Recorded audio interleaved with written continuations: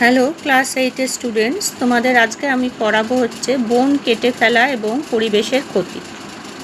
মানুষ তার নানান প্রয়োজনে জমির অত্যধিক চাহিদা, গৃহ নির্মাণ ইত্যাদির জন্যে কোনো জমিতে দীর্ঘদিন ধরে বেড়ে ওঠা গাছপালার অপসারণ করছে বা কেটে ফেলেছে।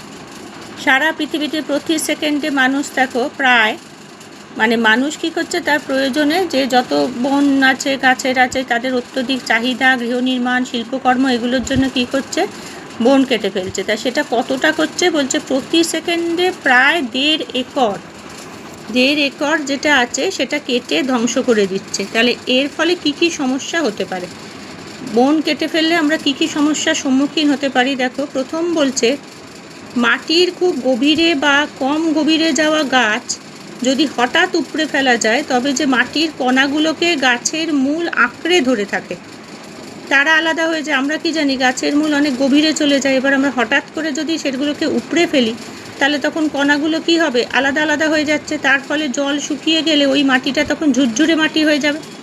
এবার বৃষ্টির ধারায় কি হবে, সেই মাটি সহজেই ধুয়ে চলে যাবে, নিয়ে নিচের পাথর বেরিয়ে যাবে।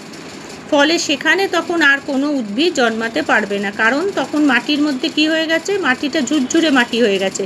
ফলে বৃষ্টির জল পড়ছে যখন, কি হচ্ছে, ওই জলে মাটি ধুয়ে বেরিয়ে যাচ্ছে এবং তার সাথে কি হচ্ছে, নিচের পাথরও বেরিয়ে যাচ্ছে।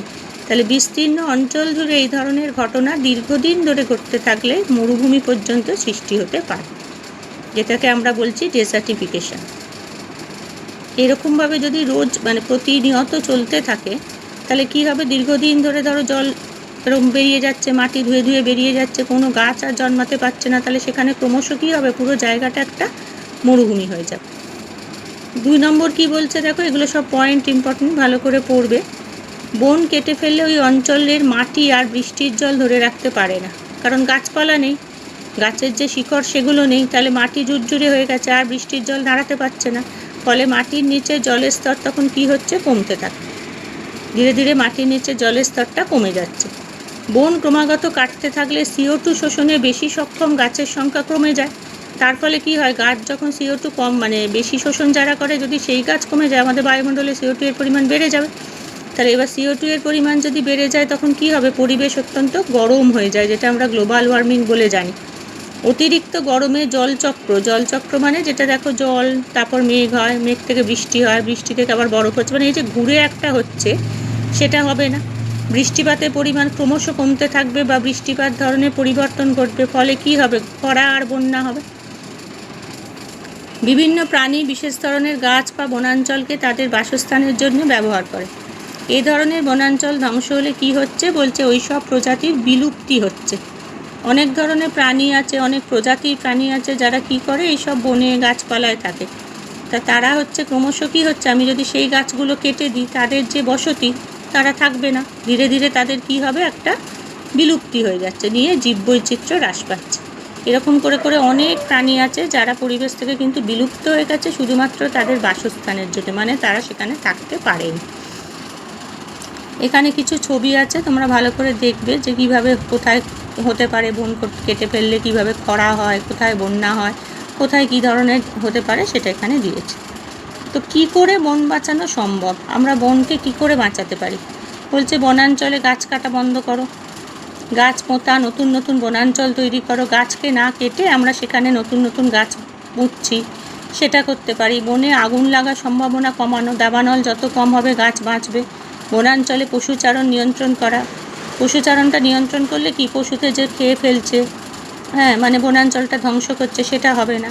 বনের পরিণত গাছ কাটা, পরিণত গাছ যেগুলো ধরো একদম দাঁড়িয়ে গেছে, গুঁড়ি মোটা, ভালো আশ্রয় সব পশু পাখি, সেই ধরনের গাছ যদি কেটে ফেলে, সেই জায়গায় ওই একই প্রজাতির নতুন গাছের চারা লাগানো, ক্রমশ একটা চারা লাগালে আবার সেই গাছটা হবে।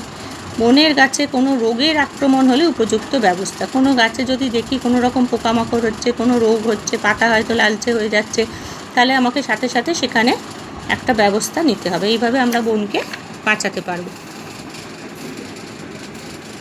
পশ্চিমবঙ্গে দেখো দুটো বনভূমি দিয়েছে, একটা হচ্ছে উত্তরবঙ্গের বনভূমি, আর একটা হচ্ছে সুন্দরবনের ম্যানগ্রোভস উদ্ভিদের বনভূমি। ম্যানগ্রোভস আমরা পড়েছি, সুন্দরবনে যে সুন্দরী, গড়ান, গেওয়া, লবণাম্বু উদ্ভিদ থাকে, এগুলো সব ম্যানগ্রোভ উদ্ভিদ হয়। তো সেইটা একটা বনভূমি আছে।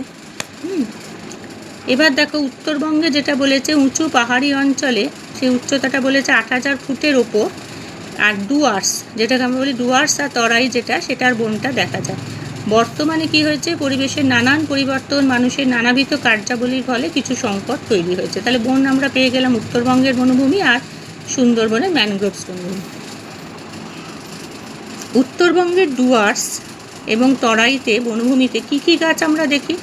শাল, গামার, ওদাল, খয়ের, শিশু, আমলকি এবং উঁচু পাহাড়ের ঢালে আমরা দেখি রোডোডেন্ড্রন, যার ফুলগুলো দেখবে খুব সুন্দর দেখতে হয়, পাইন, এইসব গাছ চোখে পড়ে। তো আজ থেকে প্রায় 100 বছর আগে বিদেশ থেকে ধুপি গাছের চারা এনে উঁচু পাহাড়ের ঢালে ধুপির বন তৈরি করা হয়েছে। এই ধুপি যেটা আমরা এখানে বললাম, একটু ভালো করে পড়বে, এটা হচ্ছে বিদেশ থেকে চারাটা আনা হয়েছিল, এই গাছটার চারা এনে এখানে একটা ধুপির বন তৈরি করেছে উঁচু পাহাড়ের ঢালে। ডুয়ার্স এবং তরাইতেও এরকম অনেক জায়গাতে মানুষের তৈরি শাল বা সেগুনের বন আছে। শাল বা সেগুনের বন কি হয়, মাইলের পর মাইল ওরকম দাঁড়িয়ে থাকে পুরো গাছ। মানুষের তৈরি এসব বন প্রাকৃতিক বনাঞ্চল কেটেই তৈরি হয়েছে। চা বাগানের জন্য প্রাকৃতিক বনাঞ্চলের অনেকটাই সংকুচিত হয়েছে। এবার চা বাগান হচ্ছে মাইলের পর মাইল ওরকম চা বাগান আছে, শাল সেগুন ওরকম পর পর জমি নিয়ে আছে। তার ফলে কী হচ্ছে, যেগুলো আমার প্রাকৃতিক ছোট ছোট গাছ নিয়ে বনাঞ্চল, সেগুলো ক্রমাগত কী হচ্ছে, ধ্বংস হচ্ছে। তো উত্তরবঙ্গের বনভূমি সংলগ্ন চা বাগানে কিংবা অনেক সময় বনভূমির পার্শ্ববর্তী জনবসতি এলাকায় ঘুরলে প্রায়ই আমরা দেখি চিতাবাঘ হানা দিচ্ছে। কেন না, প্রাকৃতিক খাদ্যের অভাবে চিতাবাঘের খাদ্যাভ্যাস অনেকটাই কিন্তু বদলে গেছে। এদের প্রাকৃতিক খাদ্য হলো নানান রকমের তৃণভোজী প্রাণী, যেমন কী কী খায় চিতাবাঘ? ছোট হরিণ, বুনো ছাগল, খরগোশ, বুনো মোরগ, ময়ূর। আর খাদ্যাভ্যাসের পরিবর্তনের পর এরা কি করে না, জঙ্গলের ধারে গ্রামের সীমানা থেকে প্রায় ছাগল, গরু মোষের বাচ্চা, হাঁস মুরগি, কুকুর এগুলো নির্ভরশীল হয়ে পড়ছে। কারণ ওরা যে খাবে, যে প্রাকৃতিক যে জঙ্গল সেগুলো এখন নেই, তার জন্য ওকে কী করতে হচ্ছে, স্বভাবতই খাবারের জন্যে ওকে ওখান থেকে চলে আসতে হচ্ছে। চিতাবাঘকে নিয়ে গ্রামের সীমানা থেকে এই যে ছাগল, গরু মোষের বাচ্চা, হাঁস মুরগি ধরে নিয়ে যাচ্ছে।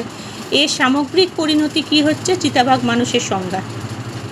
মানুষও চিতাবাঘ মারার জন্য তৎপর হচ্ছে। চা পাতা তুলতে গিয়ে ঝোপে ঝাড়ে থাকা চিতাবাঘের আক্রমণের মুখোমুখি হচ্ছে চা শ্রমিকরা, কারণ ওদেরও একটা রাগ থাকছে, ওরাও মানুষের দিকে আক্রমণ করার জন্য ঝোপে ঝাড়ে লুকিয়ে থাকছে চা বাগানে। তো অনেক সময় বিষ প্রয়োগে বা মরণ ফাঁদ তৈরি করে চিতাবাঘকে মেরে ফেলা হচ্ছে। বলছে চিতাবাঘকে কী করে মারা হচ্ছে না, অনেক সময় বিষ প্রয়োগ করা হচ্ছে বা এমন একটা মরণ ফাঁদ পেতে রাখা হচ্ছে যাতে চিতাবাঘ এলেই ধরা পড়ে, নিয়ে তাকে মেরে ফেলা হচ্ছে। এবার দেখো গন্ডার নিয়ে বলেছে, গন্ডারের বসবাস উপযোগী জঙ্গল ও জলার তৃণভূমি আয়তনে ক্রমশ সংকুচিত হয়ে আসতে থাকায়, মানুষের বসতি বেড়ে উঠতে থাকায় উত্তরবঙ্গের বনভূমিতে থাকা একশৃঙ্গ গন্ডারের অস্তিত্বও বিপন্ন হচ্ছে। ওরা থাকে হচ্ছে জঙ্গল আর জলার তৃণভূমি, একটু জল জায়গা ওইসবে থাকে। এবার ক্রমশ মানুষ সেখানে বসতি করছে, বুঝিয়ে ফেলছে, জলার জায়গা কেটে ফেলছে, তাহলে একশৃঙ্গ গন্ডারও ক্রমশ বিপন্ন হচ্ছে। বন কেটে হাতির যাতায়াতের পথে রেল লাইন বসাচ্ছে। যে ঘন জঙ্গলে আমরা দেখি সবসময় হাতির পাল যায়, পরপর হাতি যায়, সেখানে রেল লাইন বসালো, জনবসতি গড়ে উঠছে। তাহলে উত্তরবঙ্গের বনভূমির আরেক সংকট হচ্ছে মানুষ হাতি সংঘাত, মানুষ চিতাবাঘ সংঘাত পরপর করছে। উত্তরবঙ্গে ইদানিং ট্রেনে কাটা পড়ে অনেক হাতি মারা যাচ্ছে, কারণ ট্রেন লাইন বসানো হয়ে গেছে। এবার হাতিরা তো আগে ওরকমভাবে পর যেত, যে যাতায়াত করছে। বর্ষার শুরুতে কি হয়, ভুট্টা ফলার সময় আর শীতের শুরুতে ধান পাকতে শুরু করলে হাতির চলাচল অনেকটা বেড়ে যায়। তো হাতির দল তখন নানা দিকে ছড়িয়ে পড়ে, তাহলে ট্রেনও যাচ্ছে, মানুষও আসছে, এরপরে সেটা একটা সংঘাত হচ্ছে। পশ্চিমবঙ্গের পশ্চিম দিকে যে শাল সেগুনের অরণ্য দেখা যায়, সেখানেও প্রায় দলমা পাহাড় থেকে হাতিরা নেমে আসে। আমরা এটা খুব জানি যে হাতির দল চলে এসেছে, হাতির দল এসে সব নষ্ট করে দিয়েছে। তাহলে সারা কোথা থেকে আসছে না, দলমা পাহাড় থেকে আসে। তারা তখন জঙ্গলে ফিরে না গিয়ে জনবসতি এলাকায় দীর্ঘ সময় থাকে, সেই জন্য মানুষের সাথে সংঘাত হচ্ছে। তাহলে আজকে আমরা এই অবধি পড়লাম, উত্তরবঙ্গের বনভূমির সংকট অবধি। তোমরা সবাই মিলে এটা পড়ে দেখবে কেমন লাগে।